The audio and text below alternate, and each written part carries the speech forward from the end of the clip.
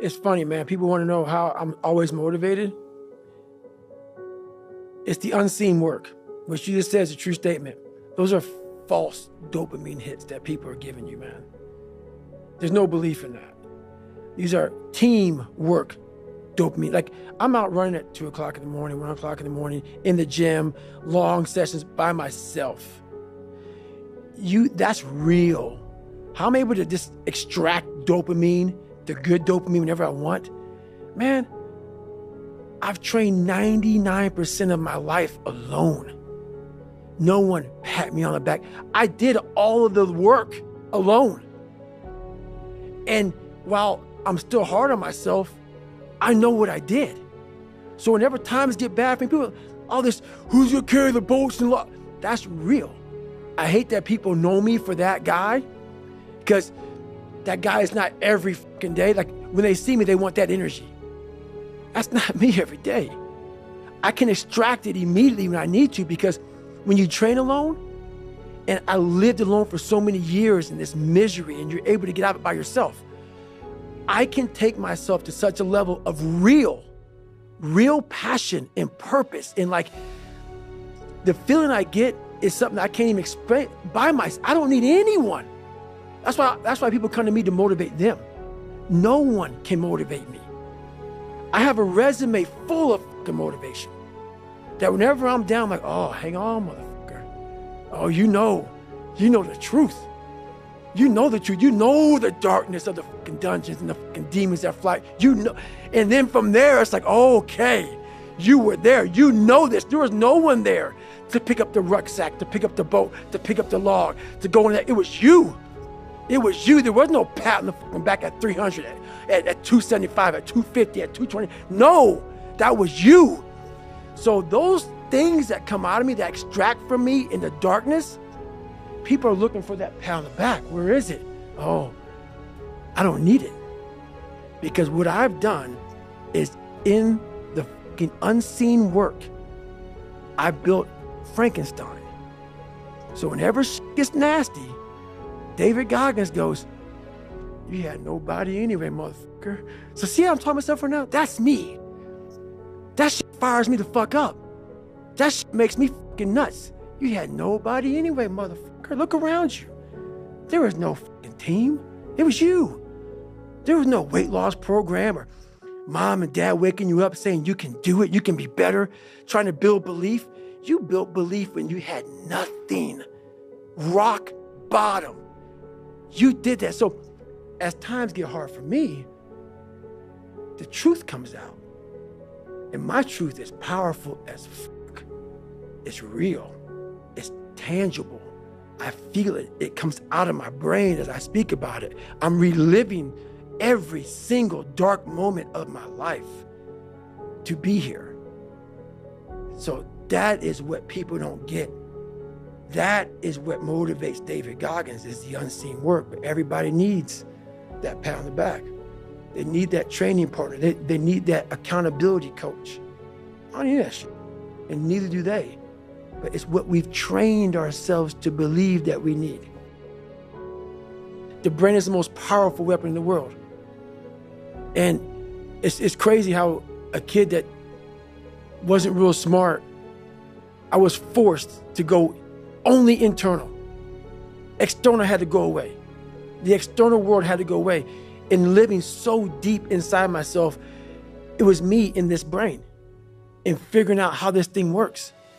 And it's so many people are doing exactly that. The supplements, the this, the that. And I agree, it helps.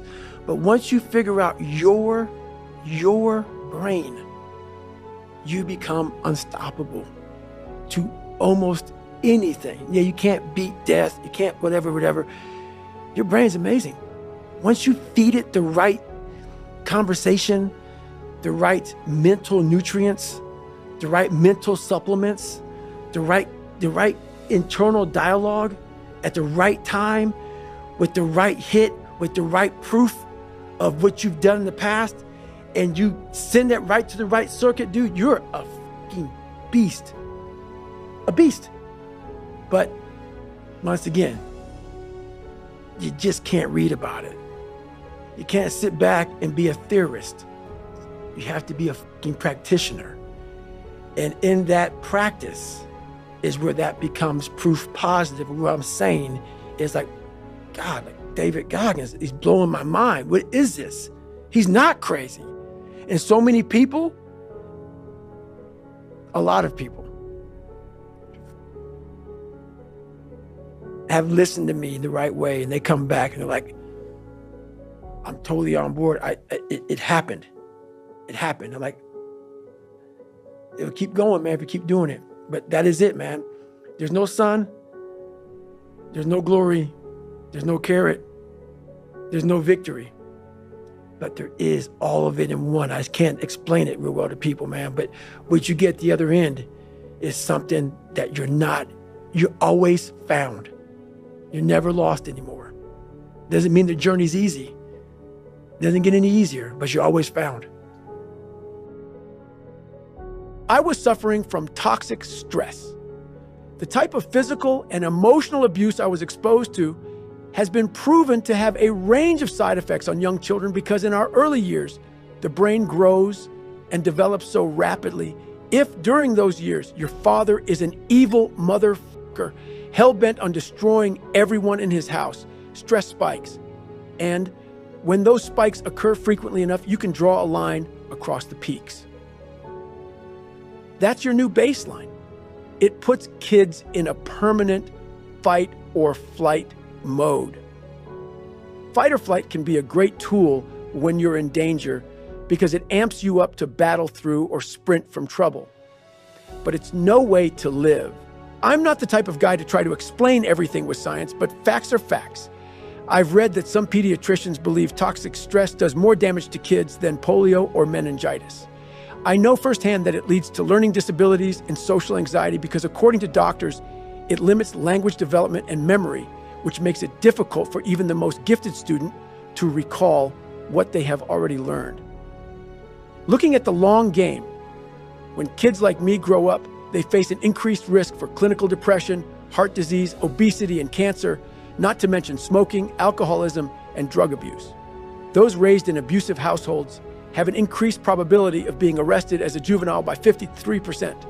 Their odds of committing a violent crime as an adult are increased by 38%.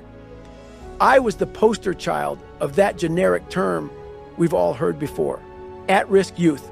My mother wasn't the one raising a thug. Look at the numbers and it's clear. If anyone put me on a destructive path, it was David Goggins. I didn't stay in group therapy for long, and I didn't take Ritalin either. My mom picked me up after my second session, and I sat in the front seat of her car wearing a 1,000-yard stare. Mom, I'm not going back, I said. These boys are crazy. She agreed. But I was still a damaged kid, and while there are proven interventions on the best way to teach and manage kids who suffer from toxic stress, it's fair to say that Ms. D didn't get those memos. I can't blame her for her own ignorance. The science wasn't nearly as clear in the 1980s as it is now. All I know is Sister Catherine toiled in the trenches with the same malformed kid that Ms. D dealt with. But she maintained high expectations and didn't let her frustration overwhelm her. She had the mindset of, look, everybody learns in a different way, and we're going to figure out how you learn. She deduced that I needed repetition, that I needed to solve the same problems over and over again in a different way to learn. And she knew that took time. Ms. D was all about productivity. She was saying, keep up or get out. Meanwhile, I felt backed into a corner. I knew that if I didn't show some improvement, I would eventually be shipped out to that special black hole for good, so I found a solution. I started cheating my ass off. Studying was hard, especially with my fucked up brain. But I was a damn good cheat. I copied friends' homework and scanned my neighbors' work during tests. I even copied the answers on the standardized tests that didn't have any impact on my grades. It worked. My rising test scores placated Ms. D, and my mother stopped getting calls from school. I thought I'd solved a problem when really I was creating new ones by taking the path of least resistance. My coping mechanism confirmed that I would never learn squat at school and that I would never catch up. which pushed me closer toward a flunked-out fate. The saving grace of those early years in Brazil was that I was way too young to understand the kind of prejudice I would soon face in my new hick hometown. Whenever you're the only one of your kind, you're in danger of being pushed toward the margins, suspected and disregarded, bullied and mistreated by ignorant people. That's just the way life is, especially back then. And by the time that reality kicked me in the throat, my life had already become a full-fledged "f*** you fortune cookie." Whenever I cracked it open, I got the same message. You were born to fail. 5 weeks after Christmas, it had become obvious that my whole life had changed. The unexpected attention and notoriety that came with and followed the release of "Can't Hurt Me" was as humbling as it was disorienting. After decades of grinding in the shadows outside the public eye, I was now spotlit. I'd always felt most at home in the margins. During my military career, I'd go on my longest runs and rucks before anyone else woke up. While others were relaxing or partying after a hard day or week of work, I stayed in to study my dive tables, pack and repack my parachute, or run and grind in the gym deep into the night. Everything I did on my own time was for my own personal fulfillment and growth. I damn sure didn't do it for attention. Yet I was often misunderstood. I was carrying a boulder as big as the world on my back, just trying to get to the other side of the darkness that was chasing me down. I was terrified that if I stopped getting better, if I gave myself a break from any of it, all my insecurities and innate laziness would get the drop on me again. Anytime I felt physically exhausted or mentally zapped, I pictured that 24-year-old fat ass glaring at me with a big smile on his face. A smile that said, "I'm still here, bitch.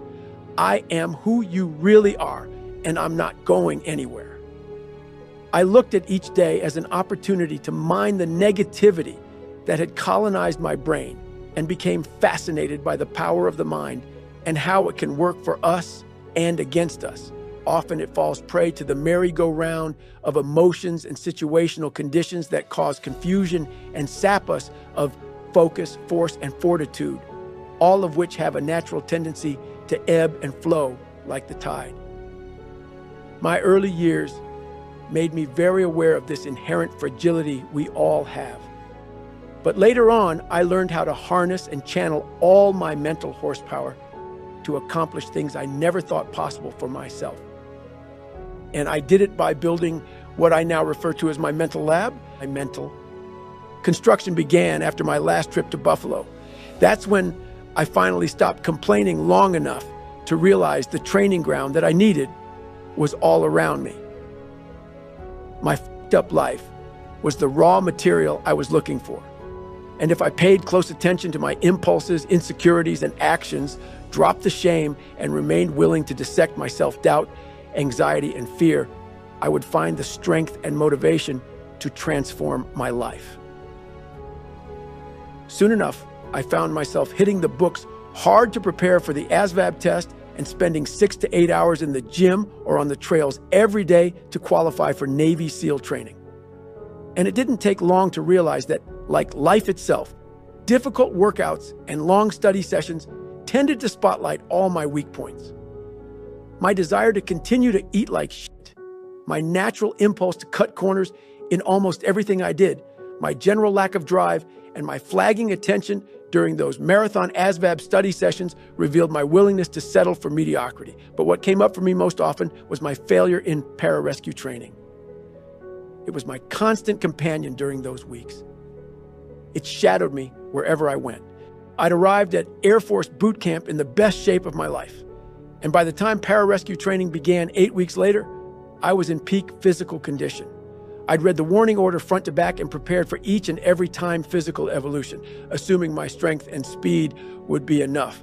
But I lacked the mental strength to see it through. And after a terrifying pool evolution, my fear of the water held me hostage until I quit. The more I dissected that situation, the more I realized how much I needed this new mental lab. Being that I was damn near 300 pounds and had to lose more than 100 in less than 3 months, I knew it wasn't possible to report to Naval Special Warfare Command in Coronado in the best physical shape of my life, but that wasn't necessary. My root problems were not and never had been physical. They were all mental. In my lab, each physical workout became a test of my mental fortitude. I stopped caring about how my body looked. You don't need six-pack abs when your mind is steel-plated. From that point on, each run, every hour on the pull-up bar, and all my late-night study sessions became experiments conducted to see how long my mind would hold out when I continued to apply more and more pressure. I was creating a motherfucker that was mentally prepared to do anything it took to become a SEAL, even if it meant experiencing 3 hell weeks and running on broken legs. Those same experiments continued for the next 20 years, and through all my countless trials, tumbles, and failures, I cultivated an alter ego, a savage who refused to quit under almost any circumstance, someone capable of overcoming any and all obstacles. I felt compelled to share what I learned in the lab because I knew it could help people, and what started as a slow reveal of my inner drive on social media swelled to a deep confession in Can't Hurt Me. Anybody who tuned in or turned the page knew exactly where I came from and what drives me. But one thing I never shared was that there were 2 sides to my psyche and soul. If you don't feel like you're good enough, if your life lacks meaning and time feels like it's slipping through your fingers, there is only one option: recreate yourself in your own mental lab. Somewhere you can be alone with your thoughts and wrestle with the substance of what and who you want to be in your one short life on earth. If it feels right, create an alter ego to access some of that dark matter in your own mind. That's what I did. In my mind, David Goggins wasn't the savage motherfucker who accomplished all the hard shit. It was Goggins who did that. David was the kid born with one eye closed and raised scared and shackled. There is nothing inherently special about me. I just stopped focusing on what was holding me back and learned to use rejection, pain, and failure as tools to harness every available bit of dark matter in my mind, all my unused strength, passion, and desire. It was rarely fun. I suffered way more than I smiled, but it helped me create my alter ego. Goggins was powered by the dark side of my soul that refused to be denied, and he had one goal: to become the hardest motherfucker to ever live.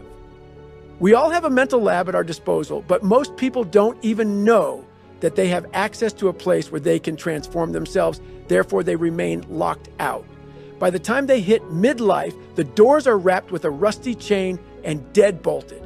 The equipment inside is dusty and broken. Weeds are sprouting from the foundation and the roof. For 2 decades, the doors to my lab were locked too because I'd locked myself inside. But after my heart scare, I realized that without even knowing it, at some point, I'd sleepwalked out of my mental lab and the doors had shut and locked behind me.